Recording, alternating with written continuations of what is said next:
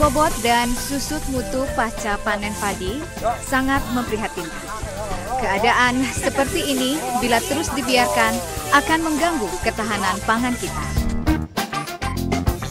Penerapan teknis pasca panen yang kurang tepat akan mengakibatkan susut bobot dan susut mutu. Tayangan berikut ini akan membuka wawasan penanganan pasca panen padi secara benar yang dapat menekan susut bobot dan susut mutu. Menentukan ketepatan saat panen akan sangat berpengaruh terhadap kualitas gabah dan beras yang dihasilkan. Kebiasaan petani menentukan saat panen dengan cara menggigit butir padi untuk mengetahui kadar airnya kurang tepat.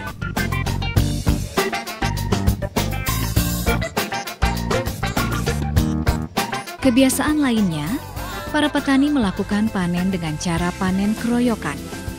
Melakukan panen cara keroyokan seperti ini, di antara petani tidak ada pembagian tugas yang jelas, sehingga banyak butir padi yang tercecer saat mengangkut dari lahan ke tempat pengumpulan. Kehilangan hasil disebabkan juga tempat pengumpulan hasil panen tidak menggunakan alas yang memadai. Penyimpanan hasil panen padi yang dibiarkan semalaman di lahan sawah dapat mengakibatkan kehilangan hasil dan penurunan mutu. Penggunaan alat penggebot padi merupakan salah satu alat perontok padi. Proses perontokan padi dilakukan dengan cara membanting atau memukulkan segenggam potongan padi ke benda keras. Kehilangan hasil pada alat perontok ini dapat terjadi saat melakukan penggebotan malai padi yang melebihi batas bahu sehingga butir-butir padi tercecer. Kehilangan hasil juga sebagai akibat menggunakan alat yang tidak sesuai dengan ukuran alas yang dianjurkan.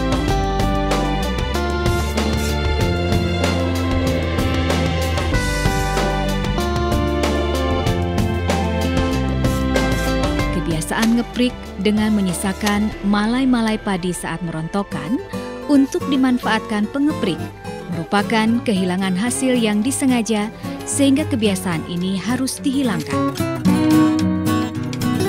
Pedal thresher juga merupakan salah satu alat perontok padi, akan tetapi penggunaan alat perontok padi seperti ini, butir-butir gabah yang dihasilkan masih banyak bercampur dengan potongan-potongan daun padi dan batang malai padi. Penggunaan alat perontok ini dapat mengakibatkan kehilangan hasil dan penurunan mutu.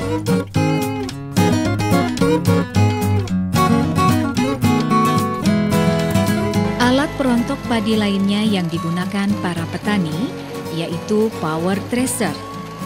Proses perontokan padi pada power thresher dengan cara mekanis dengan menggunakan mesin. Penyimpanan gabah merupakan salah satu tahapan dalam penanganan pasca panen padi.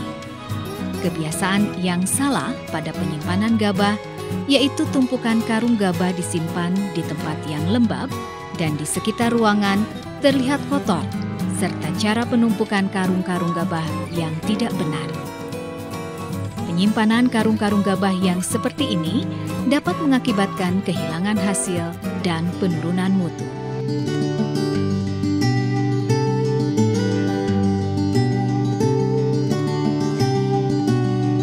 Penanganan pasca panen salah satunya ditentukan pada proses penggilingan gabah.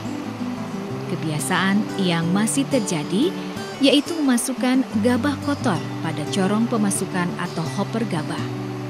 Penggilingan gabah yang seperti ini akan menghasilkan beras yang menurun mutunya. Penurunan mutu beras juga disebabkan oleh proses pemecahan kulit yang tidak sempurna, yakni masih banyak butir gabah pada beras pecah kulit. Proses penanganan pasca panen yang tidak tepat berakibat kehilangan hasil dan menurunkan mutu, yang berakibat kerugian bagi petani. Pengeringan gabah dapat pula dengan menggunakan mesin pengering buatan, Misalnya, batch dryer. Batch dryer terdiri dari 3 bagian utama, yaitu mesin pemanas, ruang gabah, dan ruang plenum. Sebelum batch dryer digunakan, bersihkan dulu ruang gabah. Kemudian, masukkan gabah dengan tinggi lapisan gabah maksimum 50 cm. Setelah ruang gabah diisi, mesin pemanas dihidupkan. Selanjutnya, ukur suhu plenum. Suhu plenum harus tepat dan tekanannya harus rata, sehingga semua bagian dari gabah ini dapat hembusan angin panas. Suhu pengering maksimum 42 derajat Celcius. Untuk mengetahui udara bisa menembus gabah, yaitu dengan menaruh kertas HPS di atas gabah. HPS yang bergerak-gerak menandakan ada aliran udara panas yang bisa menembus lapisan gabah.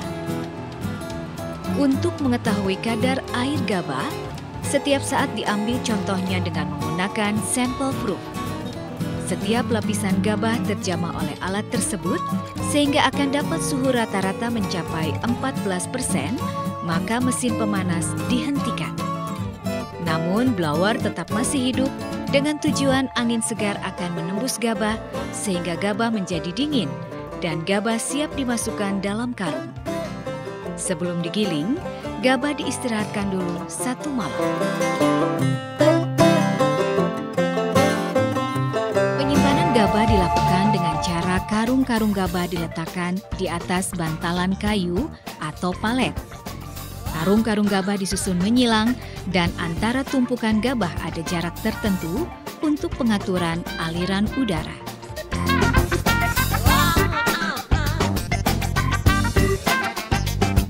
Penggilingan bertujuan membuang sekam, membuang lapisan dedak, dan menghasilkan beras putih yang bermutu baik. Pada penggilingan atau RMU continuous atau RMU modifikasi ini, proses penggilingan dilakukan secara kontinu. Mulanya tumpukan gabah dengan kadar air gabah 14% dimasukkan pada hopper. Selanjutnya dilakukan pembersihan gabah dari kotoran. Gabah-gabah yang telah bersih dari kotoran, selanjutnya dilakukan proses pengupasan gabah. Proses pengayakan untuk memisahkan gabah yang sudah terkupas kulitnya.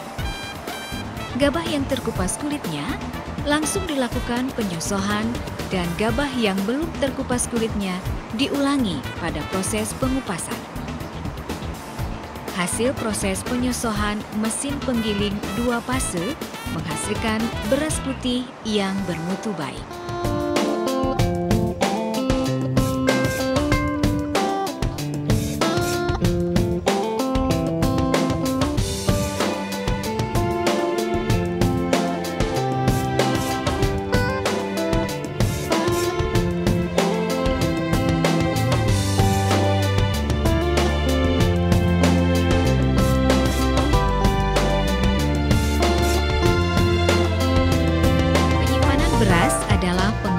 Beras agar tidak kehilangan jumlah dan tidak menurunkan mutunya. Penyimpanan beras sistem kemasan merupakan penyimpanan beras yang akan disimpan dikemas dulu sesuai kebutuhan. Karung beras diletakkan di atas bantalan kayu atau palet yang disusun menyilang dan antara tumpukan ada jarak tertentu untuk pengaturan aerasi. Cara penyimpanan tersebut dengan tujuan untuk menghindari kelembaban dan memudahkan pengendalian hama.